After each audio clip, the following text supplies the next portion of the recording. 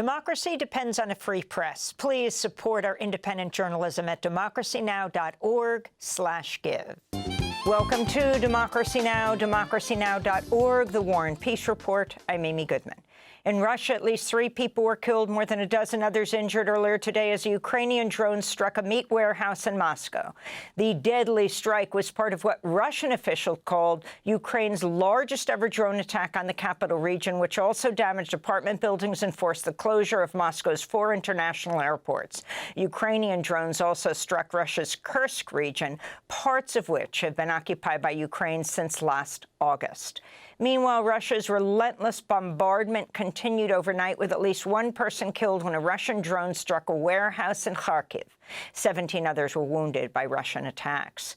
The violence came hours before a high-level delegation from Kyiv met with Secretary of State Marco Rubio in Saudi Arabia for talks hosted by the Crown Prince Mohammed bin Salman. The talks are focused on a ceasefire. Ukraine is seeking security guarantees from the U.S., while Trump administration officials are looking to secure a rare minerals deal, giving U.S. access to Ukraine's rare earth elements and other resources. They're the highest-level talks between the U.S. and Ukraine since February 28th, when President Trump and Vice President Vance publicly berated Ukrainian President Volodymyr Zelensky in the Oval Office. On Monday, Trump's Mideast envoy, Steve Witkoff, said Zelensky had apologized to Trump in a letter. Israel's continuing to blockade fuel and all humanitarian aid from entering Gaza after it cut off the territory's electricity Sunday. Qatar and Jordan accused Israel of imposing starvation on Gaza as Israel repeatedly violates the ceasefire agreement. This is the head of UNRWA, the UN agency for Palestinian refugees. Whatever the intent is, it's clearly a weaponization of humanitarian aid into Gaza. Basically, we are back to a situation which prevailed at the beginning of the war, when there was a total siege imposed on Gaza. And we have seen the situation deteriorating very, very quickly. Meanwhile, Israel's Minister of Finance, Bezalel Smotrich, has called for expelling 5,000 Palestinians a day from Gaza as part of an illegal plan proposed by President Trump to ethnically cleanse Palestinians from the Gaza Strip. Israeli soldiers have killed at least 4 people in Gaza over the last day. In the occupied West Bank, Israel's killed at least 3 Palestinians in Jenin as it continues its deadly raids throughout the occupied territory. Here in New York, a federal judge Monday blocked the deportation of Mahmoud Khalil, a recent Columbia graduate who was arrested over the weekend by immigration authorities for helping organize campus solidarity protests with Gaza last year. Khalil is a permanent legal resident and has a green card. His wife is a U.S. citizen who is 8 months pregnant. President Trump boasted of Khalil's arrest, posting on social media, quote, "Following my previously signed executive orders, ICE proudly apprehended and detained Mahmoud Khalil, a radical foreign pro-Hamas student on the campus of Columbia University. This is the first arrest of many to come," unquote. The case has triggered widespread outrage, with protests erupting Monday. Faculty of Columbia and Barnard were joined by rabbis and immigrant rights advocates for an emergency press conference. This is mathematics professor. We'll go to that clip later.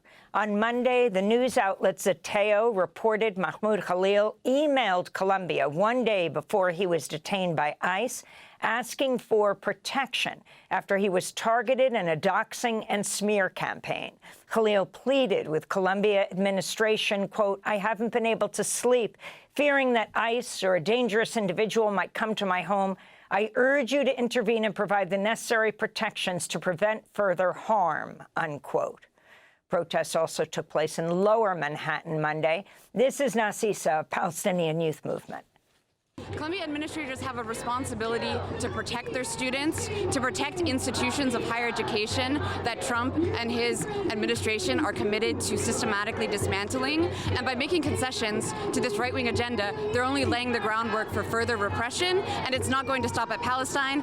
And we have very good reason to believe it won't stop at green card holders. If they're targeting undocumented immigrants, if they're targeting student visas, if they're targeting green card holders and legal residents, what's to stop them from targeting citizens next? next. In related news, Trump's new education secretary, Linda McMahon, has issued a warning to 60 universities that they're being investigated for anti-Semitism on their campuses and could face penalties. On Friday, the Trump administration withdrew $400 million in federal grants and contracts to Columbia University. Syria's new government announced an agreement Monday to integrate the Kurdish-led Syrian Democratic Forces, or SDF, into Syria's new state institutions. The U.S.-backed SDF has controlled a semi-autonomous region in Syria's oil-rich northeast since 2015.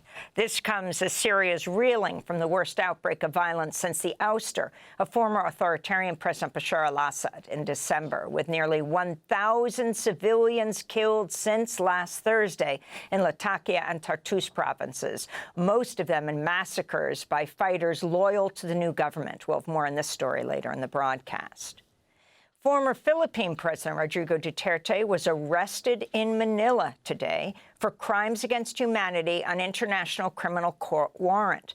The ICC has been investigating Duterte since 2018 over his extrajudicial so-called war on drugs. The UN estimates over 8,600 people were killed during Duterte's rule, with some estimates suggesting the true toll could be 3 times higher. Last year, Duterte admitted under oath that he oversaw a death squad of gangsters while he served as a mayor of the southern city of Davao. Meron akong death squad. I have a death squad. 7 of them. But they are the police. They were gangsters. I command one of the gangsters, kill that, because if you don't, I will kill you. Rodrigo Duterte's daughter, Sara Duterte, is currently the vice president of the Philippines, first vice president of the Philippines to be impeached. On Wall Street, U.S. stocks dropped sharply on Monday, erasing all of their gains since President Trump's election. The slide came as China began implementing retaliatory tariffs on U.S. meat and produce, and as Canada began adding a 25% surcharge to all electricity exports sent to the U.S. Trump also triggered investor panic when he twice refused to rule out a recession during an interview that aired Sunday on Fox News. Are you expecting a recession this year? I hate to predict things like that. There is a period of transition because what we're doing is very big. Elon Musk has proposed slashing up to $700 billion from Social Security, Medicaid, and programs for the poor, including unemployment insurance and food stamps. Musk proposed the sweeping cuts during an interview with Fox Business Network on Monday. Most of the federal spending is entitlements. That's like the big one to eliminate, because that's the sort of $500 billion, maybe $700 billion a year. Musk has repeatedly used his social media site X to promote false and baseless claims, alleging widespread fraud and abuse in federal benefit programs. This comes after Tiffany Flick, a 30-year veteran of the Social Security Administration who resigned in February, submitted a declaration to a federal court in Maryland alleging efforts by Musk's DOGE operation to undermine the agency, quote, could result in benefits payments not being paid out or delays in payments, unquote. President Trump has signed an executive order targeting the Public Service Loan Forgiveness Program, a popular student debt relief mechanism. The order restricts participation for borrowers and employers that the White House deems in violation of its agenda, including working with immigrants and the transgender community. It's also expected to target groups that defend Palestinian rights. Aaron Reichlin-Melnick, a legal expert with the American Immigration Council, said, quote, this is shockingly unlawful and a clear First Amendment violation. The PSLF program provides the president no authority to restrict it to only those people who work for nonprofits whose work he supports. Expect lawsuits within short periods of time, unquote. In Houston, Texas, police arrested 8 climate activists Monday as they held a nonviolent protest and briefly blocked a street near the CERAWeek Energy Conference. Protesters demanded an end to oil and gas drilling and limits on petrochemical and plastics production. Inside the conference, Energy Secretary Chris Wright said climate change is, quote, a side effect of building the modern world, unquote. Wright said oil, gas, coal, and nuclear power are essential. He promoted a proposed $44 billion 800-mile pipeline to carry natural gas from the Arctic Circle to Alaska's southern coast, where it would be liquefied for export.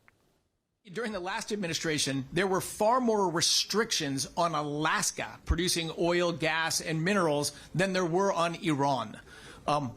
We've sanctioned Alaska more than we've sanctioned Iran. So that, of course, is just nuts. A coalition of nonprofits is suing the Environmental Protection Agency in federal court, seeking to end the Trump administration's freezing on a $20 billion clean energy finance program created under the Inflation Reduction Act and signed into law by President Biden. In related news, the Coalition for Green Capital has sued Citibank, alleging the Wall Street giants unlawfully refused to disperse the grant funds awarded by the EPA to finance tens of thousands of climate and environmental justice projects. This comes as President Trump has withdrawn the United States from a United Nations negotiated loss and damage fund aimed at partly compensating poorer countries from the irreversible effects of the climate crisis. Nearly 200 countries agreed to establish the fund at the COP28 climate summit in Dubai in 2023. As of January, the U.S. had pledged just $17.5 million out of about $740 million in pledges from wealthy nations. Mohammed Adaw, climate analyst and founding director of PowerShift Africa, wrote in response, quote, "This regrettable decision risks undermining collective progress and erodes the trust necessary for effective international cooperation." Washington Post columnist and associate editor Ruth Marcus has resigned after more than 4 decades at the newspaper, alleging censorship. Marcus wrote in a resignation note that CEO and publisher Will Lewis barred publication of her column critical of billionaire owner Jeff Bezos and his announcement that opinion pieces in the Post would henceforth focus on, quote, personal liberties and free markets, unquote. Marcus's resignation comes just weeks after Pulitzer Prize-winning political cartoonist Ann Telnes quit to protest a rejected cartoon showing billionaires, including Jeff Bezos, genuflecting to Trump. And where crews in Washington, D.C. have begun dismantling and repainting the Black Lives Matter Plaza. The word Black Lives Matter were painted on the pavement in large yellow letters on a street just north of the White House as a tribute to the nationwide uprising following George Floyd's murder in 2020. The street mural was meant to be permanent until Republicans last week introduced a bill threatening to withdraw federal funding for D.C. unless it painted over the words and renamed the area Liberty Plaza. Area residents stopped by the street mural Monday for a final look before construction crews destroyed it. I felt it was important to come down here and just see it one last time before it went away, since, you know, the president put a mandate on her to get rid of it or he would take funding away from the district. And those are some of the headlines. This is Democracy Now!, democracynow.org, the War and Peace Report. Democracy Now! Is funded by viewers like you. Please give today at democracynow.org/give.